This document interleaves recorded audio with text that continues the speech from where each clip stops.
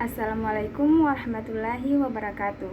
Perkenalkan, nama saya Lian Tiarni dengan NIM A11122062. Saya dari kelas B dari Prodi Pendidikan Bahasa dan Sastra Indonesia. Tujuan saya membuat video ini untuk menyelesaikan tugas mata kuliah analisis kesalahan berbahasa. Dalam video ini juga saya akan menjelaskan mengenai kesalahan berbahasa. Kesalahan berbahasa Indonesia adalah pemakaian bentuk-bentuk tuturan yang meliputi kata, kalimat, paragraf yang menyimpang dari sistem kaidah bahasa Indonesia baku, serta pemakaian ejaan dan tanda baca yang telah ditetapkan sebagaimana dinyatakan dalam buku ejaan bahasa Indonesia yang disempurnakan. Kesalahan berbahasa dapat terjadi dalam setiap tataran linguistik atau kebahasaan. Ada kesalahan yang terjadi dalam fonologi, morfologi, sintaksis, wacana, dan semantik.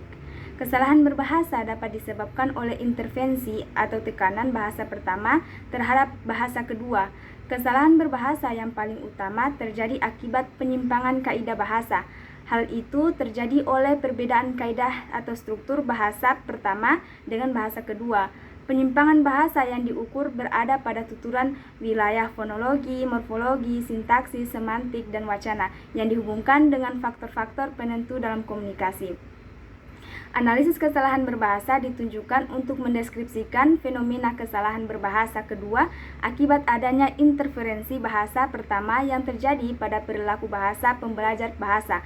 Kesalahan berbahasa selanjutnya dapat dianalisis. Oleh karena itu, analisis kesalahan berbahasa ditunjukkan untuk memperbaiki komponen proses belajar mengajar berbahasa. Analisis kesalahan berbahasa adalah suatu prosedur kerja. Sebagai suatu prosedur kerja atau metode, analisis kesalahan berbahasa memiliki langkah-langkah kerja tertentu.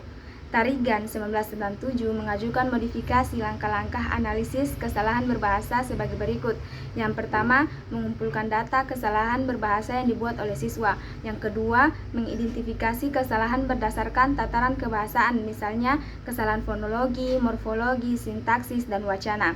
Yang ketiga, memperingkat atau meranking kesalahan. Yang keempat, menjelaskan keadaan, menjelaskan apa yang salah, penyebab kesalahan, dan memperbaikinya. Kemudian kelima, memprediksi tuturan kebahasaan yang rawan kesalahan. Kemudian yang keenam, mengoreksi kesalahan, memperbaiki kesalahan yang ada, mencari cara yang tepat untuk mengurangi dan menghilangkan kesalahan ini. Baik, sekian penyampaian saya mengenai kesalahan berbahasa. Lebih dan kurangnya saya memohon maaf. Saya akhiri, wabillahi taufik wal hidayah. Wassalamualaikum warahmatullahi wabarakatuh.